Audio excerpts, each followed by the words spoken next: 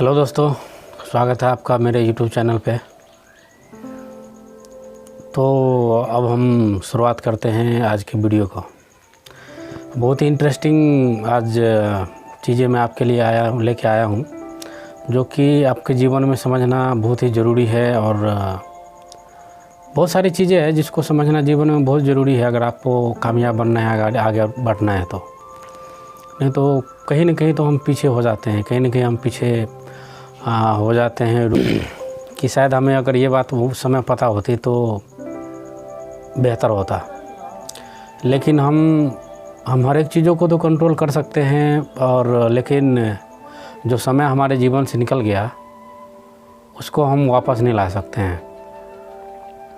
तो जीवन में जानकारी और जितनी हो सकती है, जानकारी, नॉलेज, अपने आप को जितना आप एजुकेटेड कर सकते हैं, आप अपने आप को उतना कीजिए। जितना ज़्यादा बेहतर आप अपने आप को बनाएंगे, शारीरिक रूप से, मानसिक रूप से या आध्यात्मिक रूप से, तो आप उतने निखरेंगे। और आप जितना निखरेंगे उतनी ज़्यादा हर एक चीज़ बढ़िया आपके जीवन में होगी। उसकी जो प्रोबेबिलिटी है वो बहुत ज़्यादा हो जाती है। तो इस चीज़ को हमेशा ध्यान रखना है कि अपने आप को सुधारना है, निखारना है और बेस्ट बनाना है। अगर आप सैकड़ों हज़ारों में से है, हज़ारों की संख्या में आप है अगर किसी जगह पे, तो आप बेस्ट होना चाहिए। तो चलिए, ये बात तो है ही। तो सबसे पहले जो बात था वो था क्या था कि हमें अपनी योग्यताओं के ऊपर में काम करना है। आपने जो सोचा होगा कि जो मेरा ये फील्ड है, ये मेरा एरिया है, उसके ऊपर में मुझे काम करना है, तो सबसे पहले तो उसको आपको ढूंढना पड़ेगा कि वो क्या है, और उसके बाद जो है आपको उसके ऊपर में काम करना पड़ेगा। तो सबसे नहीं मिलने की वजह से आपको जो गेन करना था आप वो नहीं कर पाए हैं। तो मेरे दोस्तों, ऐसे बहुत सारे लोग हैं जिनको मौका नहीं मिलने की वजह से वो नहीं पहुंच पाया है वहाँ तक जो 5 साल के बाद उसको जहाँ पर होना चाहिए था, और 5 साल बीतने के बाद भी आज भी उसी के आसपास है जहाँ वो 5 साल पहले था। वो वहाँ नहीं पहुँच पाया है जहाँ उसको पहुँचना चाहिए था। तो यह एक बहुत ही बड़ी चीज़ है कि मौका मिलना। तो आपको सबसे पहले तो अपनी योग्यता के ऊपर में काम करना है, योग्यता को बनाना, अपने व्यक्तित्व को बनाना है, और ऐसा बनाना है कि ज़बरदस्त बनाना अपने आप को, कि जो भी देखे कि वाह, आपका एक छाप छूटना चाहिए। आपके ये जो एक वर्ड है, संप्रेषण बोलते हैं इसको। तो ये जो संप्रेषण नाम का जो वर्ड है ना, वो बहुत ही बढ़िया होना चाहिए आपका। संप्रेषण ऐसा होना चाहिए कि बस जो भी आदमी आपसे मिले तो उनको लगना चाहिए, वो आपको भूल नहीं सके कि वो जो बंदा था, वो जो व्यक्ति था, वो बहुत बढ़िया व्यक्तित्व का आदमी था, कितना बढ़िया था। आप उससे थोड़ी ही देर मिलेंगे, 2 मिनट मिलेंगे, 5 मिनट मिलेंगे या 10 मिनट मिलेंगे, तो 10 मिनट के अंदर में जो आपका जो व्यक्तित्व है, आपका जो छाप है, उसको प्रभाव में उसको आ जाना चाहिए। तो व्यक्तित्व तो बनाइए, अपने अंदर जो योग्यता है उसको विकसित कीजिए आप, ठीक है। चलिए, हम मौके की बात करते हैं कि आपने बहुत योग्यता बना लिया, बहुत व्यक्तित्व आपका बहुत अच्छा है, इसके बावजूद भी अगर आपको मौका नहीं मिलता है तो क्या करना चाहिए। मैं एक बहुत ही ओल्ड स्टोरी आपको सुनाने के लिए जा रहा हूँ, और उस स्टोरी से आपको ये समझ में आएगा कि आपको झकझोर के रख देगी अंदर से, कि मुझे अगर ये मालूम होता पहले तो शायद ये अभी का जो चित्र है कुछ और ही होता। एनीवे, तो वो सारी चीज़ें हैं जो कि जीवन में रोक के रखती है या आगे बढ़ा के रखती है, लेकिन कहीं ना कहीं जो है हमको उसको भी बीट करना है। तो ये जो स्टोरी है आज से बहुत साल पहले की है, बहुत साल मतलब सैकड़ों साल पहले की है। ये आपका 1870 की बात है। ये इंडस नदी नाम का एक नदी बहती है, आपने ज्योग्राफी में पढ़ाई होगा। तो इंडस नदी जो है वो बढ़ती थी, तो उसके पास एक घर था एक व्यक्ति का, उसका नाम था अल हफीद। तो उसका घर था, उसके ज़मीन जायदाद भी थे, और वो काफ़ी समृद्ध था, फल का बगीचा था, अनाज का बगीचा था, काफ़ी दौलतमंद था। दौलतमंद इसलिए था क्योंकि वो संतुष्ट था, और संतुष्ट वो इसलिए था क्योंकि वो दौलतमंद था, और सबसे बड़ी बात है कि उसकी जो संतुष्टि की वजह से उसको शांति थी, तो जीवन उसका बहुत बढ़िया चल रहा था। फिर एक दिन क्या हुआ कि उसका जो खेत है, तो उसके खेत के आसपास में एक बौद्ध भिक्षु जो है वो रहा करता था उसके पास। तो बौद्ध भिक्षु रहा करता था, तो एक दिन जो है उससे मुलाकात हुई, वैसे ही घूमने के लिए बातचीत हुआ। तो बौद्ध भिक्षु ने बताया कि ये जो ब्रह्मांड है, तो ब्रह्मांड में एक बार क्या हुआ कि धुंध जैसा, कोहरे जैसा लगा, और कोहरे जैसा लगने के बाद जो है सो पूरा ब्रह्मांड जो उसमें समा गया। तो इसके बाद जो है जो ईश्वर था, तो भगवान ने क्या किया, उसको अपने उंगली डाल करके उसको नचाया, घुमाया। तो घूमने के बाद वो घूमने लगा और घूमते घूमते वो पूरा लाल हो गया। और जब वो पूरा लाल हो गया तो उसमें से जो निकला, बहुत सारे अवरक निकले, बहुत सारी चीज़ें निकली उसमें से, जिनमें से आपका सोना हो गया, चांदी हो गया, ग्रेनाइट हो गया, और लास्ट में जो है निकला वो हीरा निकला, जो कि सही भी है। बहुत हद तक वैज्ञानिक इस बात को मानते हैं कि जो भी चीज़ें हैं जो दबी हुई थी उसी के कारण, जैसे कोई पेड़ दब गया 1000 साल पहले, बहुत विशाल वृक्ष, और उसमें से जो वो उसका जो प्रोसेसिंग हुआ, उसको धीरे धीरे उसमें से कोयला भी निकला और उसमें से हीरा भी निकला। तो वो चीज़ें हैं, तो हीरा निकला। बोला अब हीरे की ऐसी बात है और ऐसी इसकी कीमत है कि अगर वो थोड़ी सी भी अगर आपको मिल जाए तो आप बहुत अमीर बन सकते हैं, और आपका जो है पीढ़ी दर पीढ़ी, आपका जनरेशन बाय जनरेशन आपका जो है खा सकता है, आपका बच्चा, आपका पोता, आपका पूरी फैमिली। तो सोचा ऐसा है। बोला हाँ बिल्कुल, अगर आपको एक इस आकार का भी अगर हीरा आपको मिल जाता है तो वो बहुत ही बेस्ट है। वो आप इससे कि आप एक देश खरीद सकते हैं, इतना पैसा आपके पास हो जाएगा। तो उसने, हाफिज़ ने सोचा कि यार ये तो बहुत ही बढ़िया बात है, क्या सचमुच में ऐसा हो सकता है? तो उसने जो है कहा चलो ठीक है, इस बात को देखते हैं।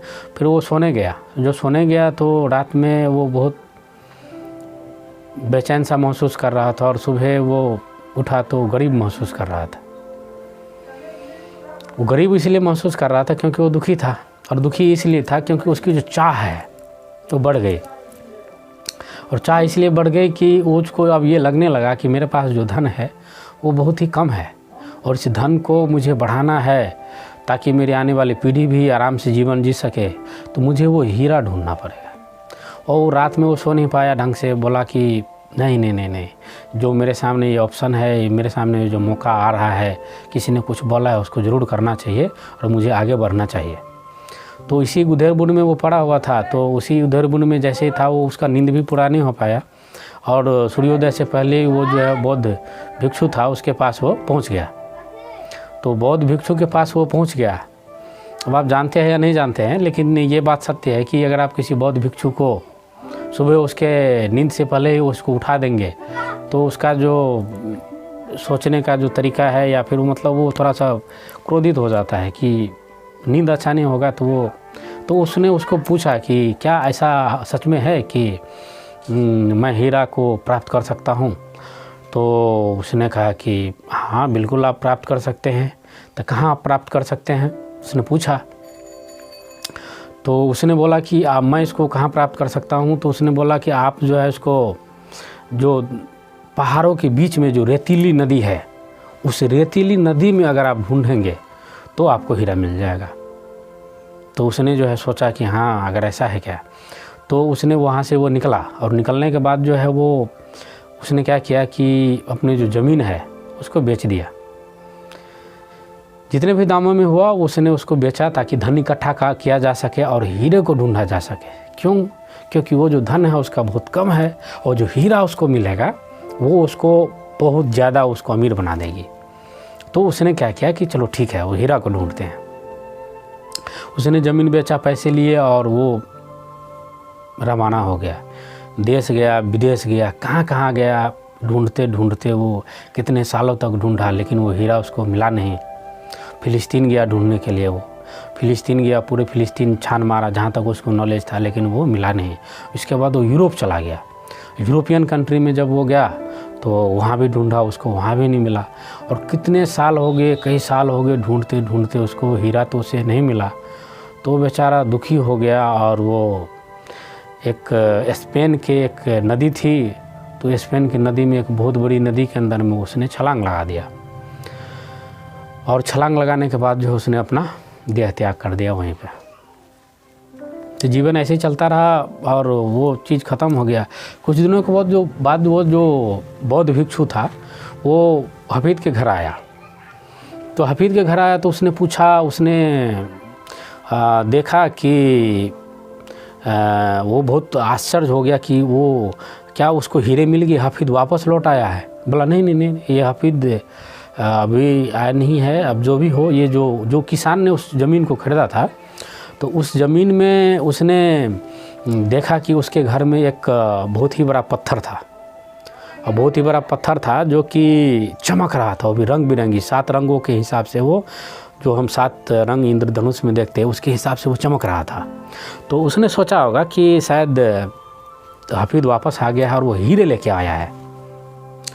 तो बौद्ध भिक्षु ने सोचा कि हफीद जो गया था वो हीरे लेके आया है। और हीरे उसने देखा, तो जब वो उसने देखा तो उससे पूछा, तो बोला नहीं, ये हीरे है या क्या है मुझे नहीं मालूम। मैं जब अपने ऊँट को पानी पिलाने के लिए गया था तो उसे ये बहुत ही चमकदार ये पत्थर मुझे मिला, तो ये चमकता हुआ देख रहा था, तो मैं सोचा इसको लेके आते हैं, जो मेरे बच्चे हैं उसको खेलेंगे उसके साथ। तो बोला अच्छा ऐसा है। बोला मुझसे गलती नहीं हो सकता, ये 100% हीरा है। और उसने चेक किया उसको, तो उसने देखा कि हाँ ये वाकई में हीरा था। और उसने क्या किया कि उसने बोला कि चलो मुझे वहाँ ले चलो जहाँ से तुमने ये इसको लिया है। तो वो उसका ले गया वहाँ पे। और वहाँ पर जो उसको ले गया तो वहाँ पर उसने जो हीरे का आकार था उससे भी बड़े आकार के उससे और 1-2 हीरे मिले। तो उसने क्या किया, उसको लेके आया। और इसके बाद एक छोटा सा विराम लेते हैं और आप मुझे सोच के बताइए कि ऐसा क्या हुआ, ऐसा क्यों हुआ और क्या करना चाहिए। आप इस वीडियो को कुछ सेकंड के लिए पॉज कीजिए और आपका अपना जो सोच है, आपका अपना जो थॉट है उसके बारे में लगाइए। उसके बाद हम पुनः इसको आगे चलते हैं, इसको स्टोरी पे लेके चलते हैं। चलिए दोस्तों, आपने जो उस समय इस बीच में आपने सोचा, जब आपने वीडियो पॉज किया था, तो आपने जो भी सोचा, मुझे नहीं मालूम आपने क्या सोचा, लेकिन मैं जानना चाहूँगा कि आप उसको कमेंट बॉक्स में लिखिए कि आपकी जो प्रतिक्रिया थी उस समय क्या थी। मुझे अच्छा लगेगा ये जान के कि आपका जो ब्रेन है उस समय क्या सोचा, कितना सोचा वो। चलिए, तो अब हमें उससे क्या सीख मिलती है इस स्टोरी से, कि ये जो हीरे की खान है ना, वो हमारे आसपास ही है। जिस हीरे को ढूंढने के लिए वो ज़मीन बेच के हर एक चीज़ को कुर्बान करके वो निकल गया कहाँ, हीरे को ढूंढने के लिए।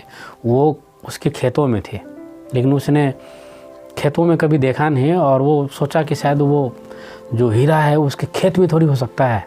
हीरा तो कहीं दूर होगा, कहीं किसी पहाड़ियों में होगा, कहीं और होगा, वहाँ नहीं हो सकता है वो।